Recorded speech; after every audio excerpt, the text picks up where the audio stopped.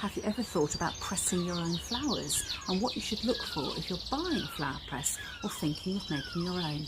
I'm Julie from Julie Davis Flower Workshops and Flower Start, the online flower arranging classes. I've had this flower press since I was a teenager. It's got hard wooden surface at the top and at the bottom, and inside it's packed with layers of card, craft paper and soft paper tissues, and then fastened together with these bolts and wing nuts. So if you've got some really chunky flowers in there to start, you can really squash them down.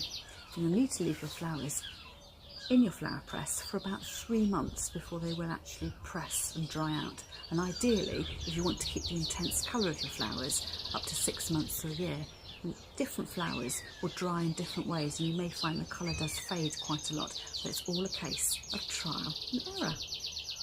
To press your flowers, you need to have a flower press. Now, this could be as simple as having a really thick, heavy book, or you might like to buy or make your own flower press. So this is one that I've bought. I've had this for absolutely ages. And it has wing nut screws holding down the 4 corners. So those are the 4 wing nut screws, and then a bolt in each corner as well, so they just slide through. And then you need a wooden base and a wooden top, so that could be plywood or hardwood, something like that. And then inside I've got layers of corrugated card, well, flat card, and it's slightly cushioned with the corrugated pieces, and then I layer that up with pieces of craft paper. They're slightly absorbent, so I go a piece of craft paper and then a piece of tissue. This is from a box of tissues, if you've got a cold, that kind of tissue rather than tissue paper. And I'm not using toilet roll or kitchen roll because they seem to have quite a heavily embossed pattern on that, and you don't want that to imprint onto whatever it is you're pressing. Then I put my whatever I'm going to press in here, and then add another layer of the tissue and another layer of the craft paper and another layer then of the cardboard.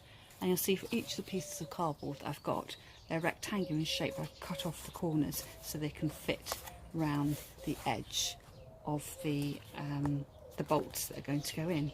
So in terms of what you're going to press, it's much easier to press things that are quite flat to begin with, and things that aren't too three-dimensional. To start with, I would go for something really quite simple, quite flat. A pansy, I've got here, springtime, some forget-me-not flowers, and also I found this little weed growing in the wall, and I thought those flowers there would make quite a good pressed flower as well. So what I'm going to do is very carefully with my scissors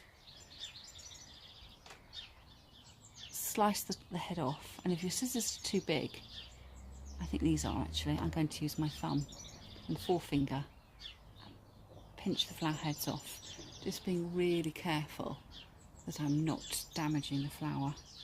So I can pinch those 2 heads off there. And what you need to be looking for, as well as quite flat flowers, you're looking at things that have got quite an interesting shape and also absolutely bone dry. So I'm picking these direct from my garden. If you were picking flowers and you were transporting them from A to B, you might want to put them in a little vase so they were in perfect condition.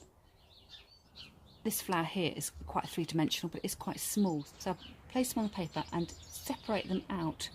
And if you particularly want the flowers to lie a certain way, I've got a pair of tweezers here, and you can sort of stroke down the petals so they go where you want them to go.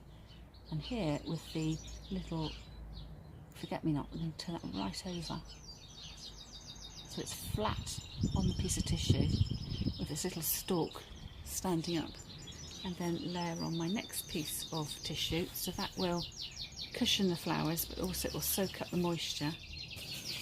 And then my next piece of card,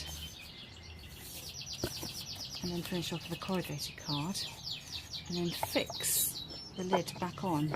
And if you did have bigger flowers, you might think about cutting them in half. So for instance, I have heard that you could press daffodils with their trumpets, but I've never tried that. Put the screws back on each corner, And if you did have particularly large flowers, every few days I would tighten the screws a little bit just so you're getting them absolutely flat. My flowers will be flat straight away because they were quite small. So one last tighten just to make sure that holds really steady, and then it will take 3 months for your flowers to dry out and be pressed. And if you want to keep the colour really vibrant, you might need to wait 6 months or up to a year ahead. So it really is something you need to do ahead of time, planning what you're going to press and dry out this year, ready for using next year.